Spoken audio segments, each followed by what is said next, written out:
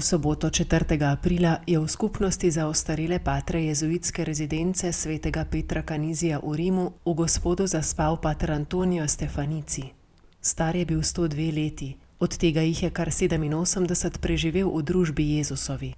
Svoje poslanstvo je dolga leta opravljal v službi cerkvi in svetemu očetu. Med letoma 1953 in 1967 je bil med drugim direktor Radia Vatikan. Pater Federico Lombardi, ki ga je leta kasneje na tem mestu nasledil, je v intervjuju za Vatikan News povedal več o njegovem življenju.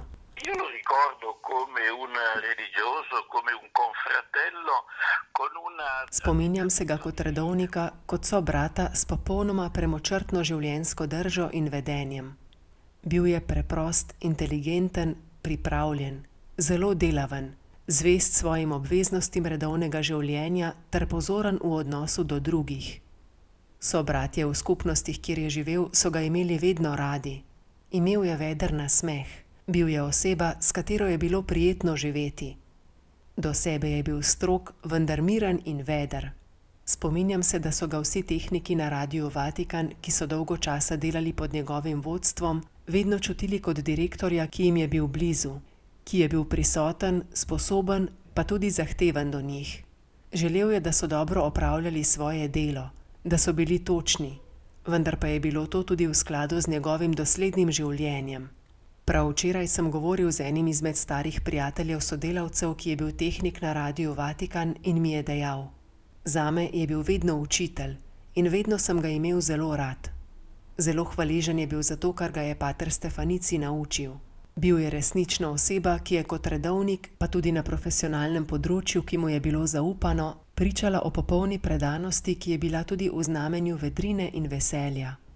Ponosen je bil na to, da je imel tako pomenljivo nalogo, kot je dobro delovanje papeževega radia, da bi se mogel njegov glas širiti po svetu.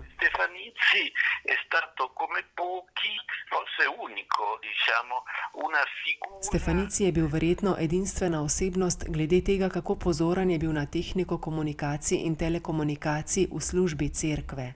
Ko je bil imenovan za generalnega direktorja Radia Vatikan, je bil zelo mlad. Star je bil le 35 let. Ko je hodil v Vatikan, so ga žandarji gledali in niso verjeli, da je direktor. Poleg tega je kasneje sledil razvoju komunikacij v službi Svetega sedeža na veliko področjih. Praktično je bil on tisti, ki je zgradil oddajni center Santa Maria di Galleria, ki ga je odprl papež Pij XII v 50 letih. Tudi potem, ko je prenehal opravljati delo generalnega in kasneje tehničnega direktorja radia, je bil zadolžen, da je sledil prenose preko satelita. To pomeni, da je organiziral mondovizije za vse televizije po svetu, ki so želele prenašati papežev blagoslov za Božič in Veliko noč. Kot predstavnik Svetega sedeža se je udeležil številnih mednarodnih srečanj povezanih s telekomunikacijami in vse do leta 2000 je imel različne zadolžitve na področju sredstev družbenega obveščanja. Pater Stefanici je svoje delo opravljal kompetentno in ponižno. Bil je zelo diskreten. Naj spomnim še na njegovo pomoč Filipinom pri začetkih Radia Veritas, radijske postaje, ki je nastala po vzoru Radia Vatikan in je s svojimi programi dosegala vse azijske države. Nato je sledil Vatikanski televizijski center, kjer je bil prisoten praktično do konca leta 2000.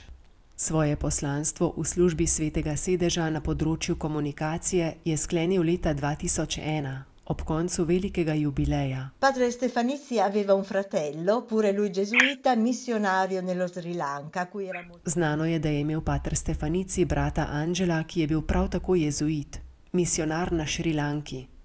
Pater Lombardi je v nadaljevanju intervjuja tudi v luči različnih poslanstev obeh bratov spregovoril o misijonu jezuitov.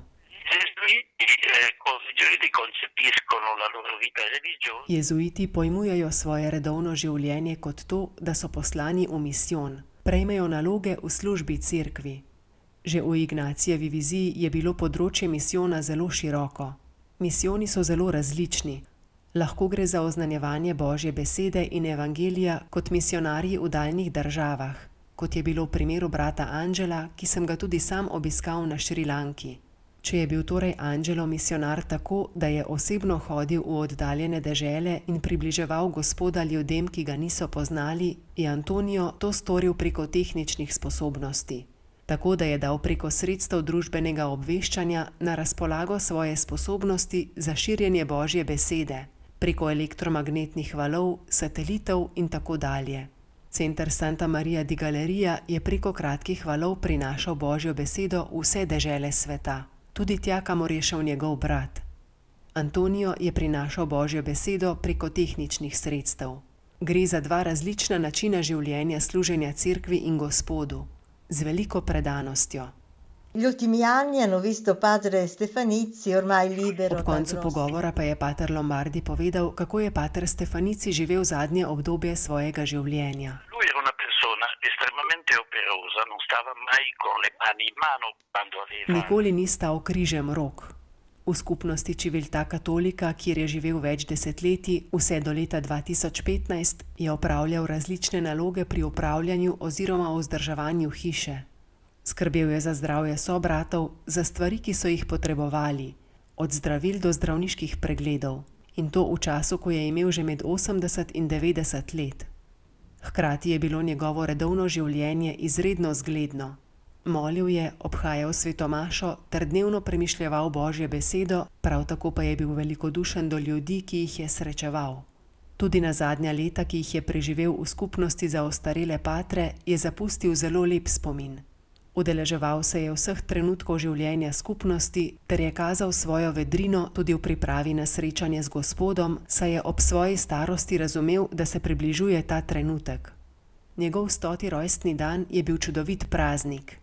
Zelo je bil hvaležen, da je mogel služiti Gospodu, cerkvi, papežem.